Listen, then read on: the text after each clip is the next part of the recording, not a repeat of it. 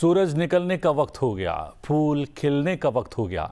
मीठी नींद से जागो दोस्तों, सपने हकीकत में बदलने का वक्त हो गया।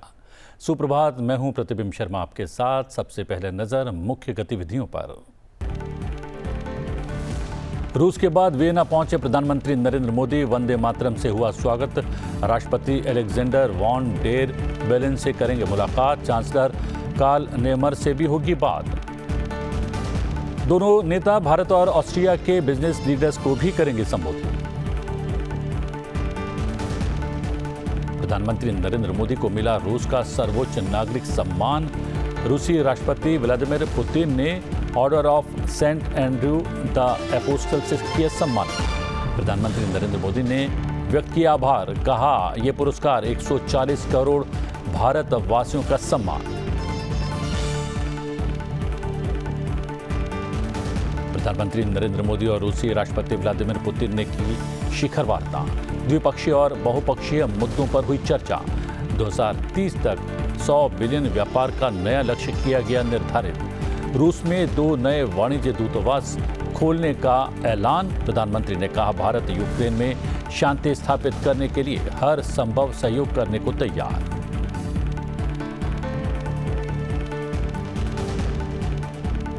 लोकसभा अध्यक्ष ओम बिरला 11 और 12 जुलाई को रूस के सेंट पीटर्सबर्ग में आयोजित किए जा रहे 10वें ब्रिक्स संसदीय मंच में भारतीय संसदीय शिष्टमंडल का करेंगे नेतृत्व।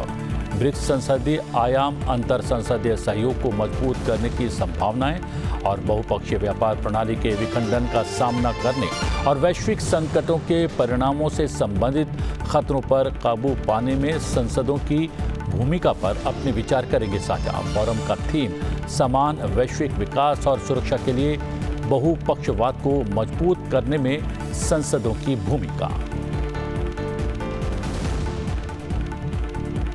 भारतीय क्रिकेट टीम के नए कोच का इंतजार समाप्त। भारतीय क्रिकेट कंट्रोल बोर्ड के सचिव जय शाह ने किया भारतीय टीम के नए मुख्य कोच का ऐलान। भारत के पूर्व सलामी बल्लेबाज गौतम गंभीर टीम इंडिया के नए हेड कोच बनाए गए।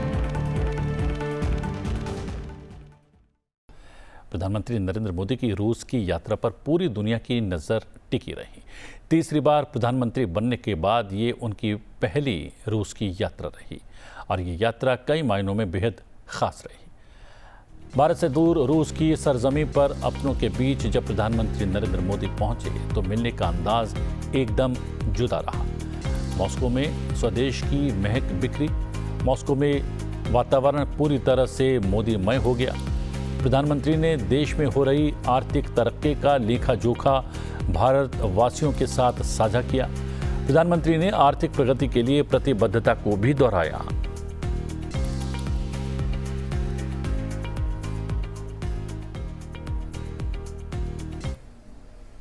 9 जून को मैंने तीसरी बार भारत के पीएम पद की शपथ ली थी और उसी दिन मैंने एक प्रण किया था। मैंने प्रण किया था कि अपने तीसरे टर्म में मैं 3 गुनी ताकत से काम करूंगा।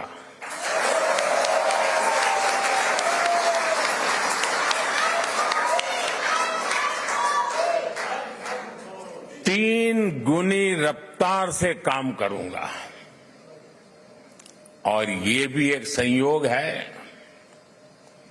कि सरकार के कई लक्ष्यों में भी 3 का अंक छाया हुआ है। सरकार का लक्ष्य है तीसरे टर्म में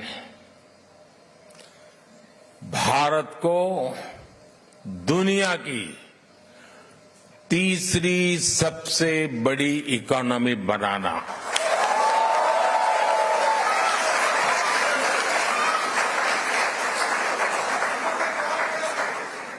सरकार का लक्ष्य है तीसरे टर्म में गरीबों के लिए 3 करोड़ आवास बनाना, 3 करोड़ घर बनाना सरकार का लक्ष्य है। तीसरे टर्म में 3 करोड़ लखपति दीदी बनाना। प्रधानमंत्री नरेंद्र मोदी ने राष्ट्रपति व्लादिमीर पुतिन की सराहना करते हुए कहा कि उन्होंने 2 दशक से भी ज्यादा समय तक इस साझेदारी को मजबूती देने के लिए शानदार काम किया है। प्रधानमंत्री ने कहा कि भारत और रूस के बीच एक अनोखा रिश्ता है।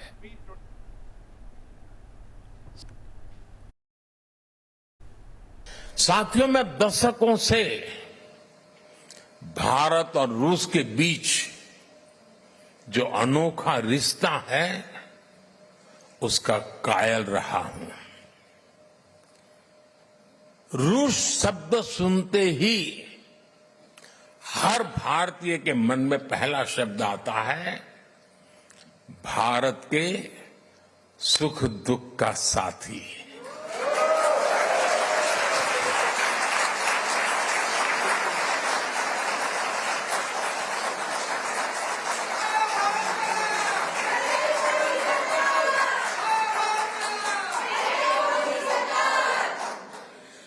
भारत का भरोसेमंद दोस्त। हमारे रशियन फ्रेंड्स इसे द्रुजबा कहते हैं और हम हिंदी में इसे दोस्ती कहते हैं। रूस में सर्दी के मौसम में टेम्परेचर कितना ही माइनस में नीचे क्यों न चला जाए, भारत रूस की दोस्ती हमेशा प्लस में रही है, गर्मजोशी भरी रही है।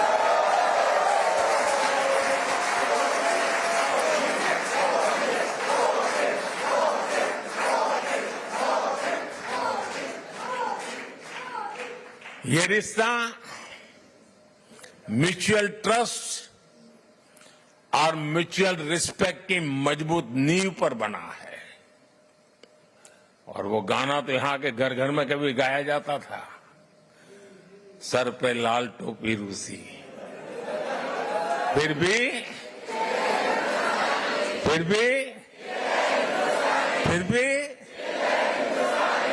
ये गीत भले ही पुराना हो गया हो लेकिन सेंटिमेंट्स एवरग्रीन है। प्रधानमंत्री नरेंद्र मोदी और राष्ट्रपति व्लादिमीर पुतिन के बीच 22वीं भारत रूस सालाना शिखर वार्ता हुई, जिसमें द्विपक्षीय संबंधों पर चर्चा की गई। इस दौरान प्रधानमंत्री नरेंद्र मोदी ने एक बार फिर से पूरी दुनिया का ध्यान वैश्विक समस्या आतंकवाद की तरफ खींचा। प्रधानमंत्री ने आतंकवाद को मानवता का दुश्मन करार दिया। वार्ता में प्रधानमंत्री नरेंद्र मोदी ने आतंकवाद की कड़े शब्दों में निंदा की। पिछले 40-50 साल से भारत आतंकवाद को झेल रहा है। आतंकवाद कितना भयानक होता है, कितना घिनौना होता है, वो हम 40 साल से भुगत रहे हैं। ऐसे में जब मॉस्को में आतंकवादी घटनाएं घटी, दागिस्तान में आकर आतंकवाद की घटनाएं घटी, उसका दर्द कितना गहरा होगा इसकी मैं कल्पना करता हूं और मैं हर प्रकार के आतंकवाद की घोर निंदा करता हूं। प्रधानमंत्री नरेंद्र मोदी और रूसी राष्ट्रपति व्लादिमीर पुतिन के बीच ऊर्जा, व्यापार, विनिर्माण और उर्वरक जैसे क्षेत्र में परस्पर सहयोग को बढ़ावा देने पर चर्चा हुई। भारत और रूस के संबंध समय के साथ लगातार मजबूत हुए हैं। करीब 10 साल में प्रधानमंत्री नरेंद्र मोदी और रूस के राष्ट्रपति पुतिन 17 बार मिल चुके हैं। प्रधानमंत्री नरेंद्र मोदी को रूस के सर्वोच्च नागरिक पुरस्कार से सम्मानित किया गया। रूस के राष्ट्रपति व्लादिमीर पुतिन ने भारत रूस संबंधों को बढ़ावा देने में प्रधानमंत्री नरेंद्र मोदी के योगदान के लिए क्रेमलिन के सेंट एंड्रयू हॉल में आयोजित एक विशेष समारोह में उन्हें रूस के सर्वोच्च राष्ट्रीय पुरस्कार the Order of Saint Andrew the Apostle से सम्मानित किया। इस पुरस्कार को स्वीकार करते हुए प्रधानमंत्री नरेंद्र मोदी ने इसे भारत के लोगों और भारत और रूस के बीच मित्रता के पारंपरिक बंधन को समर्पित किया। उन्होंने कहा कि ये सम्मान दोनों देशों के बीच विशेष और विशेषाधिकार प्राप्त रणनीतिक साझेदारी को प्रदर्शित करता है। प्रधानमंत्री मोदी इस पुरस्कार से सम्मानित होने वाले पहले भारतीय राजनेता हैं। एक्सेलेंसी और मेरे मित्र राष्ट्रपति पुतिन, रूस के सर्वोच्च अवार्ड से सम्मानित करने के लिए मैं हृदय से आपका आभार व्यक्त करता हूं। यह सम्मान केवल मेरा सम्मान नहीं है, यह 140 करोड़ भारतवासियों का सम्मान है। यह भारत और रूस की सदियों पुरानी गहरी मित्रता और आपसी विश्वास का सम्मान है। यह हमारी special and privilege strategic partnership का सम्मान है। एक्सेलेंसी, पिछले लगभग 2.5 दशक से आपके नेतृत्व में भारत और रूस के संबंध हर दिशा में मजबूत हुए हैं और हर बार नई ऊंचाइयों को प्राप्त करते रहे हैं। आपने दोनों देशों के बीच जिन स्ट्रेटेजिक संबंधों की नींव रखी थी, वो गुजरते समय के साथ और मजबूत होकर निखरी है। पीपल टू पीपल पार्टनरशिप पर आधारित हमारा पारस्परिक सहयोग हमारे लोगों के बेहतर भविष्य की उम्मीद भी बन रहा है, गारंटी भी बन रहा है। आज की चर्चाओं में भी हमने सभी क्षेत्रों में आपसी सहयोग को मजबूत करने के लिए नए और महत्वपूर्ण निर्णय लिए हैं। अपनी रूस यात्रा के दौरान प्रधानमंत्री नरेंद्र मोदी मॉस्को में ऑल रशियन एग्जीबिशन सेंटर पहुंचे, जहां उन्होंने एटम पवेलियन का दौरा किया। इसे न्यूक्लियर एनर्जी का हब माना जाता है। प्रधानमंत्री नरेंद्र मोदी ने इस दौरान रूस की परमाणु पनडुब्बी का मॉडल भी देखा। इससे पहले प्रधानमंत्री नरेंद्र मोदी ने मॉस्को में tomb of the unknown soldier पर श्रद्धांजलि अर्पित की। Tomb of the unknown soldier Moscow में क्रेमलिन में स्थित एक युद्ध स्मारक है। ये द्वितीय विश्व युद्ध के दौरान अपनी जान गंवाने वाले सोवियत सैनिकों को समर्पित है। दुनिया में 50 से अधिक देश हैं जहां इसी तरह के स्मारक मौजूद हैं। सोवियत सैनिकों को समर्पित इस युद्ध स्मारक को आर्किटेक्ट D.I. बर्डिन और V.A. क्लिमोव ने डिज़ाइन किया था। 8 मई 1967 को इसका अनावरण किया गया। इस स्मारक के सामने एक वर्गाकार मैदान 5 कोण वाला तारा बना हुआ है और उसके केंद्र में अमर ज्वाला जलती रहती है।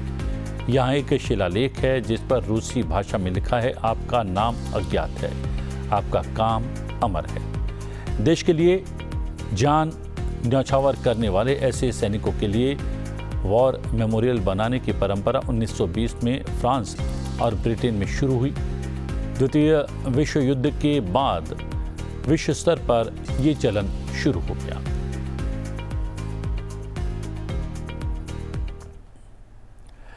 रूस की 2 दिवसीय यात्रा के बाद प्रधानमंत्री नरेंद्र मोदी मंगलवार शाम अपनी 1 दिवसीय यात्रा पर ऑस्ट्रिया पहुंचे।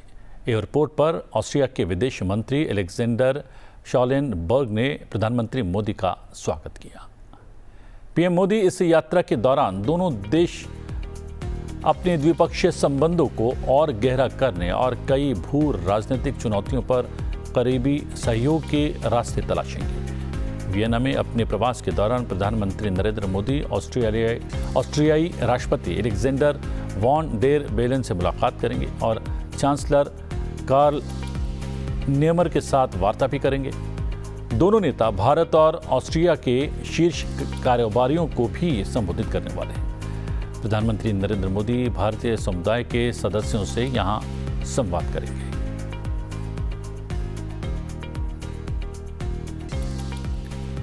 प्रधानमंत्री नरेंद्र मोदी के होटल रीट्स कॉल्टन पहुंचने पर ऑस्ट्रियाई कलाकारों ने उनका स्वागत करते हुए वंदे मातरम गाया।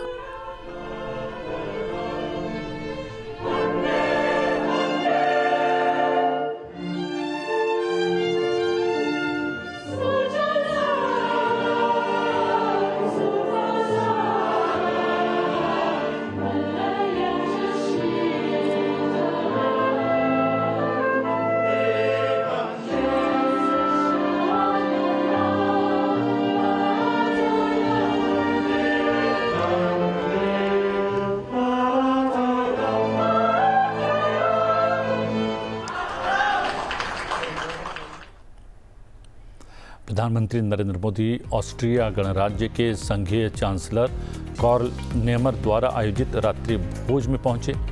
उन्होंने यहां प्रवासी भारतीयों का भी अभिनंदन किया। आपको बता दें कि 41 साल से अधिक समय में मध्य यूरोपीय राष्ट्र ऑस्ट्रिया की यात्रा करने वाले नरेंद्र मोदी ऐसे दूसरे प्रधानमंत्री हैं। इससे पहले 1983 में इंदिरा गांधी ने ऑस्ट्रिया वियना का दौरा किया था। इस यात्रा में प्रधानमंत्री नरेंद्र मोदी के साथ विदेश मंत्री एस जयशंकर भी शामिल थे।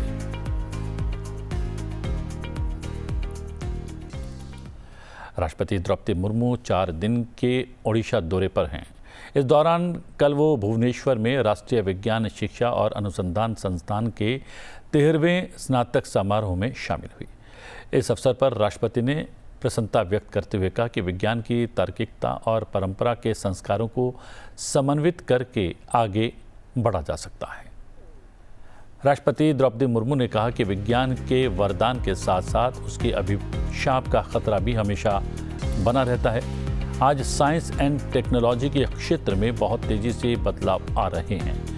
नई नई तकनीकी विकास मानव समाज को क्षमताएं प्रदान कर रहे हैं, लेकिन साथ ही मानवता के सामने नई चुनौतियां भी पैदा कर रहे हैं। एक विद्यार्थी देश विदेश के कई प्रतिष्ठित संस्थानों में अनुसंधान कार्य कर रहे हैं। साथ ही साथ ये संस्थान देश विदेश के अन्य कई इंस्टीट्यूट के साथ रिसर्च कोलैबोरेशन कर रहे हैं। नाइजर की यात्रा कुछ ही वर्ष ही रहे हैं, लेकिन आपके संस्थान ने कम समय में ही शिक्षा की गुणवत्ता तथा उपलब्धियों के बल पर शिक्षा जगत में अपना एक महत्वपूर्ण स्थान बनाया है। देवियों और स्वजनों, तार्किकता और परंपरा के संस्कारों को समन्वित करके आप आगे बढ़ रहे हैं। राष्ट्रपति द्रौपदी मुर्मू ने कहा कि फंडामेंटल साइंस के क्षेत्र में होने वाले प्रयोगों और अनुसंधानों के परिणाम प्राप्त करने में प्रायः बहुत अधिक समय लगता है। ऐसा भी देखा गया है कि कई बार बहुत वर्षों तक निराशा देखने के बाद ब्रेक थ्रू हासिल होता है। इसलिए ऐसा भी संभव है कि आप कई बार ऐसे दौर से गुजरें जब आपके धैर्य की परीक्षा हो, लेकिन आप कभी हताश ना हो।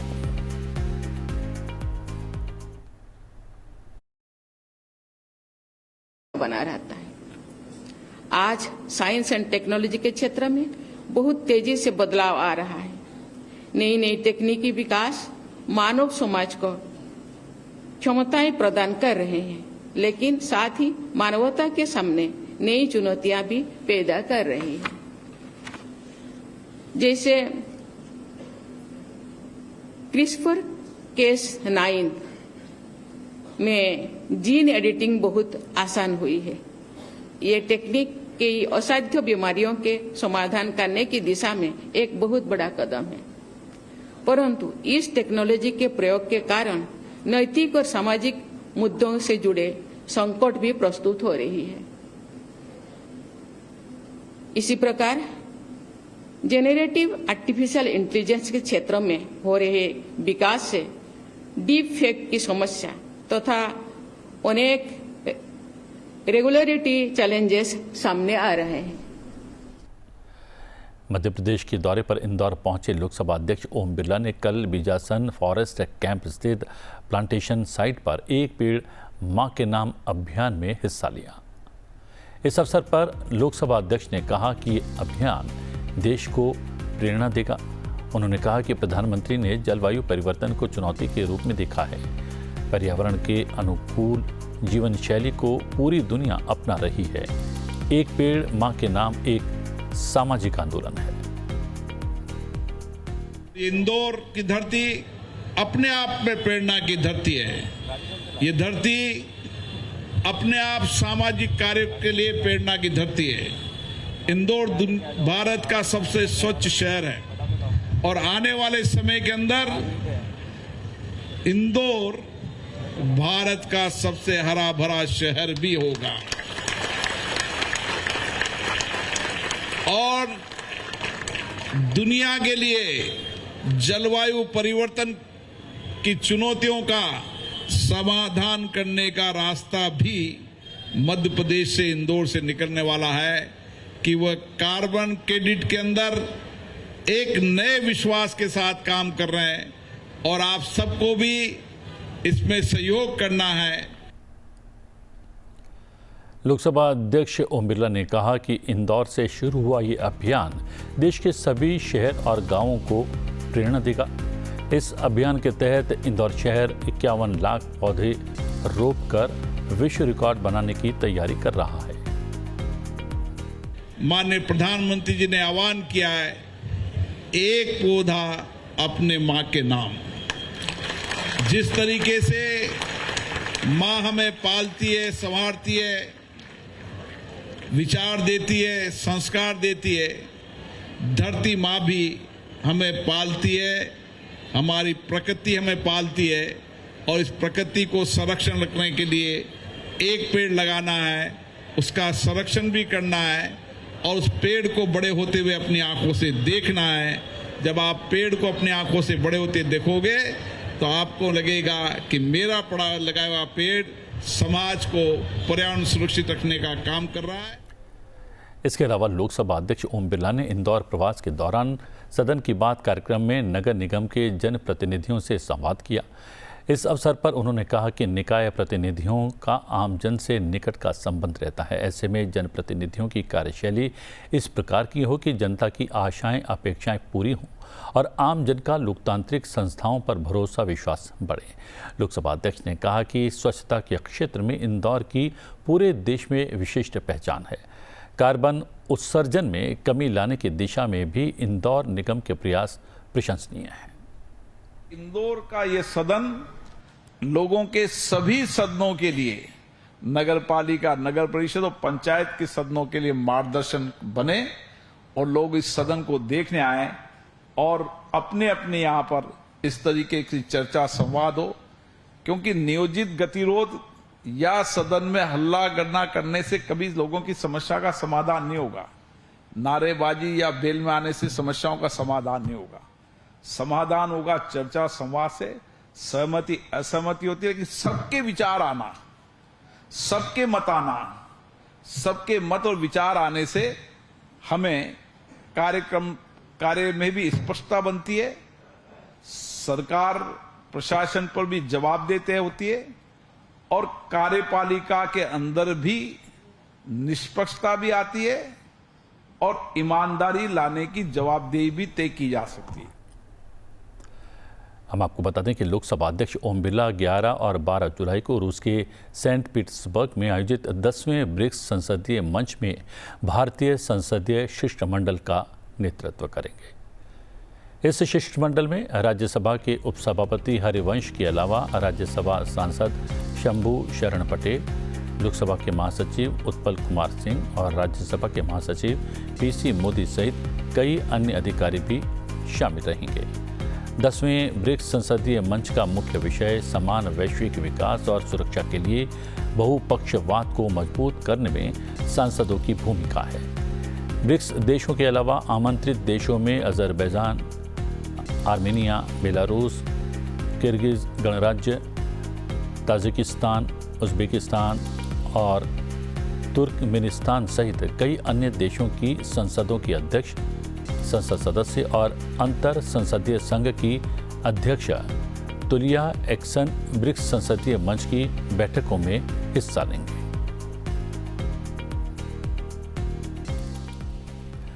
भारतीय क्रिकेट टीम के नए कोच का इंतजार समाप्त हो गया है, क्योंकि भारतीय क्रिकेट कंट्रोल बोर्ड के सचिव जय शाह ने भारतीय टीम के नए कोच का ऐलान कर दिया है। भारत के पूर्व सलामी बल्लेबाज गौतम गंभीर टीम इंडिया के नए हेड कोच बनाए गए हैं। वो राहुल द्रविड़ की जगह लेंगे। द्रविड़ का कार्यकाल टीम इंडिया के T20 विश्व कप 2024 चैंपियन बनते ही समाप्त हो गया है। गंभीर तीनों प्रारूपों में टीम इंडिया के कोच होंगे। जय शाह ने पहले ही कहा था कि अलग अलग कोच नहीं नियुक्त किए जाएंगे। गौतम गंभीर का कार्यकाल लगभग 3.5 साल का होगा। BCCI ने मई में आवेदन मंगवाए थे। इसके बाद 2 लोगों को सेलेक्ट किया गया था। इनमें गंभीर के अलावा भारतीय महिला टीम के पूर्व कोच WV रमन का नाम शामिल था। हालांकि अब जय शाह ने गौतम गंभीर के नाम की घोषणा कर दी है और गौतम गंभीर अब भारतीय टीम के नए कोच बन गए हैं। प्रधानमंत्री नरेंद्र मोदी को रूस के सर्वोच्च नागरिक पुरस्कार the Order of Saint Andrew the Apostle से सम्मानित किया गया है। प्रधानमंत्री मोदी को विश्व के हर देश का सर्वोच्च सम्मान मिल चुका है। चलते चलते छोड़े जाते हैं आपको प्रधानमंत्री नरेंद्र मोदी को अब तक मिले पुरस्कारों और सम्मानों को प्रदर्शित करते एक खास वीडियो के साथ। आप देखिए ये वीडियो, मुझे दीजिए आज्ञा, लेकिन बने रहिए संसद टीवी के साथ। नमस्कार।